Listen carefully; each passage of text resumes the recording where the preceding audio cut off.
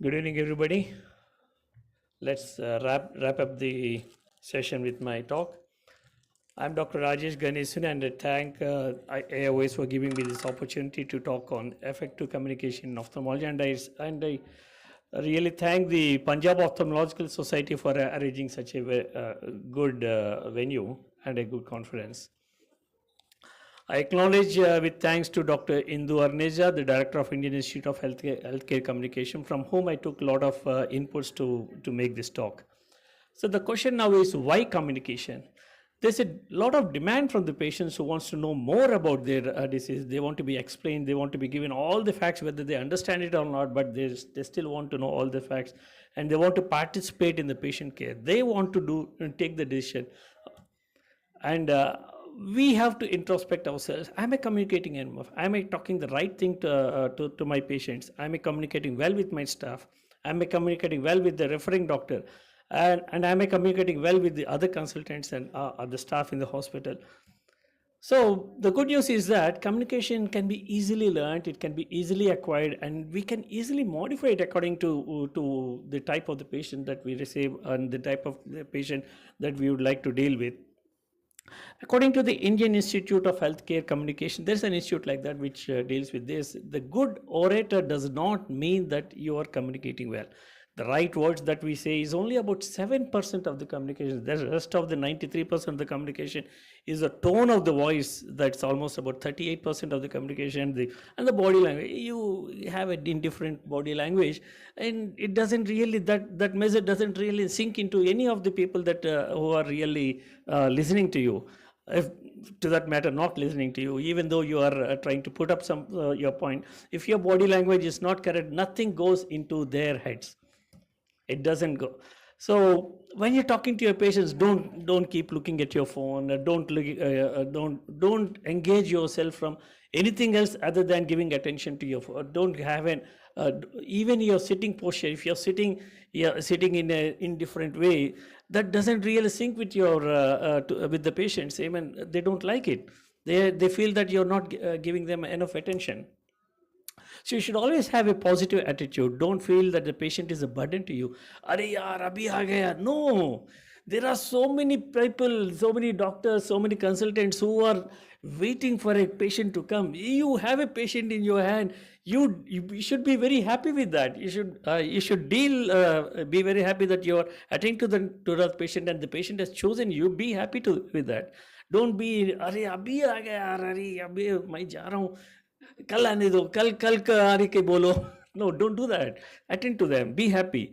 Show your happiness by your attitude towards the patient and demonstrate your willingness to engage in the conversation. Greet them properly, call them by their name, make eye contact, smile, and most important thing, listen attentively. You have to maintain an open posture, lean forward, like it's like showing attention. Pay attention by nodding and smiling appropriately, not smiling to your phone.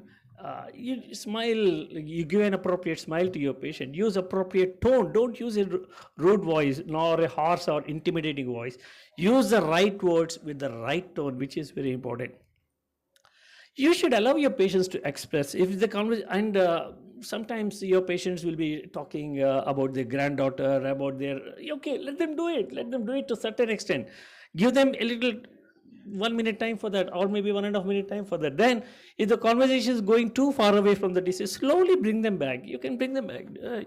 And accept emotional reactions without being too emotional yourself, too reactive yourself. You don't start crying with your patient.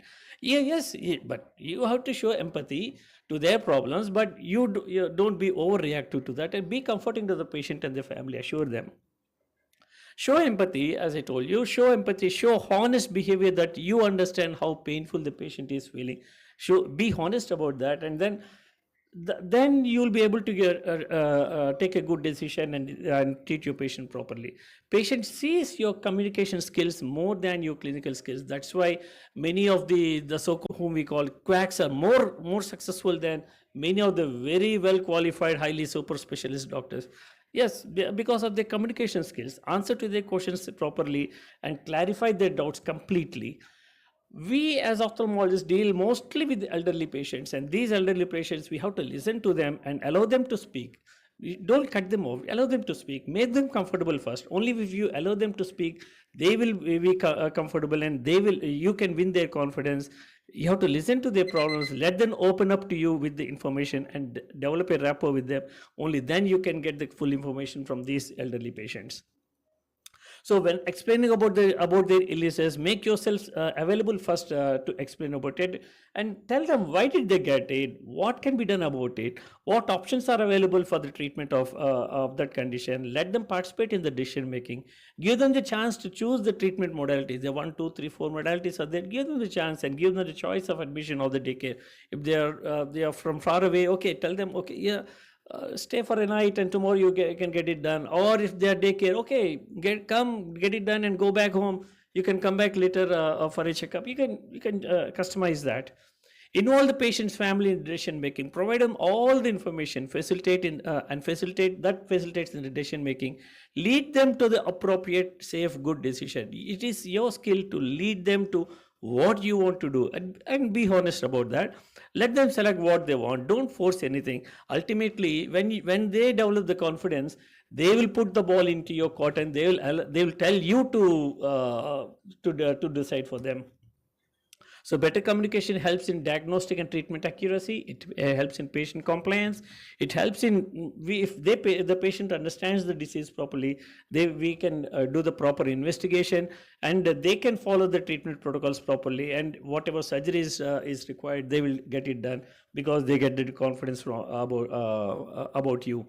Communication helps in the patient's safety, right from the security, the parking attendant, the receptionist, the refractionist, the helpers, pharmacists, billing, different departments and different teams. When they communicate properly, only then it reduces the medical errors. Otherwise, if you don't have communication between all these departments, it will be chaos in your hospital. Usually, most of the time, the patient unhappiness starts at the parking. Can continue that. Starts at the parking lot where the parking attendant is very rude to them, and then that ends up as a fight in your chamber. So all the departments should be synchronized, and then they should all be aware about this. Display respect and patient care at every step in your hospital. Make sure that everybody in the hospital takes care of the patients, and this reduces the medical good communication between the nurses, doctors, residents, patients, and the patient's family. Errors can be avoided. That reduces the day-to-day chaos in your hospital working. So better communication helps to reduce the conflict between the patients with the patients and their families. It helps to reduce the medical negligence allegation, because they believe in your word and gain greater patient satisfaction. It's also very important to communicate well with your team. We have to appreciate your team. If somebody is doing good, appreciate them. Somebody is doing bad, somebody is not following your protocols, don't shout at them in front of everybody. Call them to your chamber, make them understand how important it is. So instead of shouting at them in front of everybody, make them understand. If they don't follow your hospital protocols, it's up to you to call to keep him or send him away. You should always acknowledge their input. Even your parking attendant, if your parking attendant is very indifferent, sitting there just not doing anything, somebody comes to park a car, he will just say, you go there. Instead of that, if your parking attendant also says, "Arey, good evening sir, aa gaye aap," that brings so much of confidence to the patient. So it starts right from the parking attendant till your chamber in your to you. Yes, everybody. Not only the reception is the third stage. The parking attendant, the lift attendant, everybody is. So many people are there before they come to your reception. So everybody in the hospital should be aware about smiling and communicating properly to you. So this gives more personal and professional satisfaction with better name, fame, and many footfalls to us. And one more thing is time management. Don't ever ask your patient who is 100 kilometers away to come again tomorrow, or to come again after 2 days. My God, he has to travel 100 kilometers away and come back again after 2 days. Is very difficult for them. You should titrate. He's from nearby. Okay, tomorrow I want to see you again. He's from 100 kilometers away. Give him a 10 days time.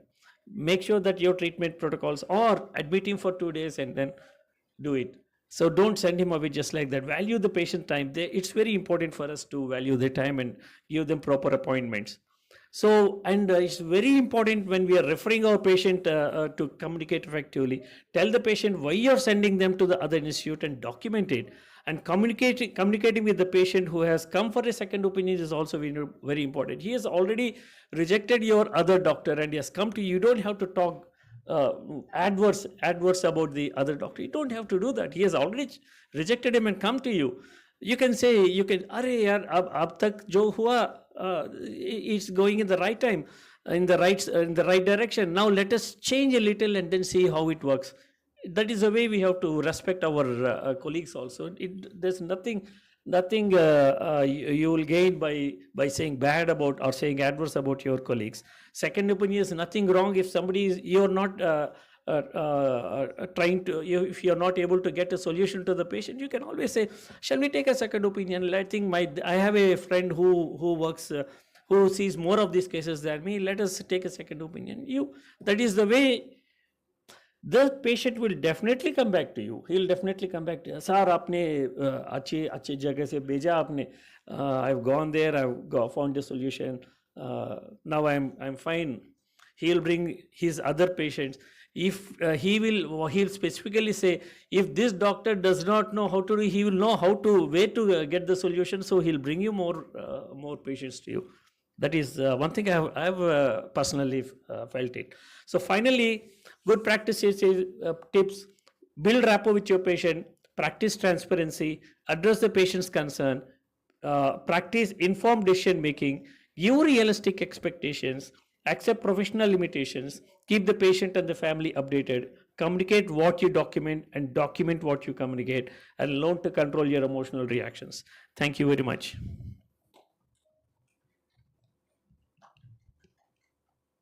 Thank you so much. Thanks. That was very interesting. And I think you covered some very important aspects which are generally missed.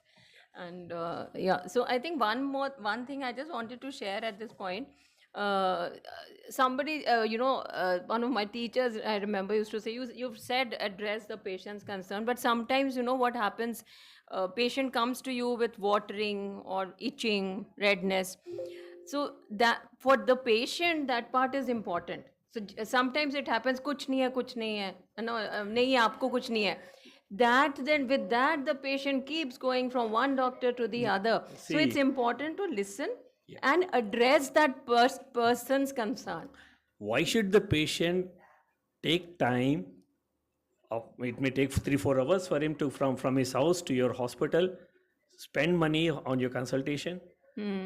Why should he come to you? He can, if he is fine, if he has no problem, he will be in a mall or in a cinema theater. He has spent time and money to come to you, means he has a problem which, if you say kuch nahi hai, you are not able to identify it. Kuch to hai. We should look into it. Yeah. Otherwise, why is he coming? Why is he wasting time and coming to you and giving money to you?